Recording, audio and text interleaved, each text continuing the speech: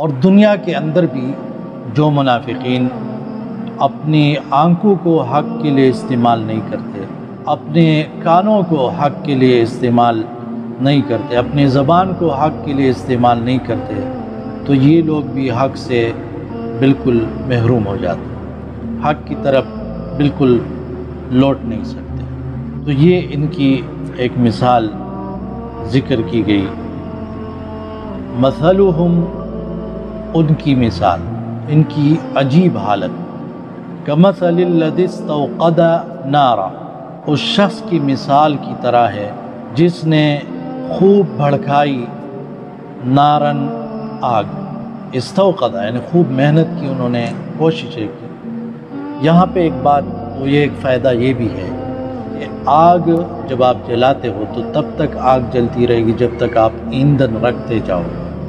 اگر آپ نے ایندھن اور رکھنا چھوڑ دیا تو وہ ایندھن ختم ہو جائے گا اور آگ جلنا بند ہو جائے گا۔ اسی طرح ایمان کی روشنی ہے،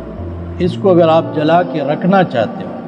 تو آپ مسلسل نیک اعمال آپ کو کرنے پڑیں، نیک اعمال کرتے جاؤ تاکہ یہ روشنی جو ہے ختم نہ ہو، ایمان کی روشنی بڑھتی جائے، ختم نہ ہو، اندھیرے میں گرفتار نہ ہو جائے۔ فلما اضاءت، پھر جب خوب روشن کر دیا یعنی اس آگ نے، ما حولہ، اس کے ارد گرد کو، ذہب اللہ بنورہم،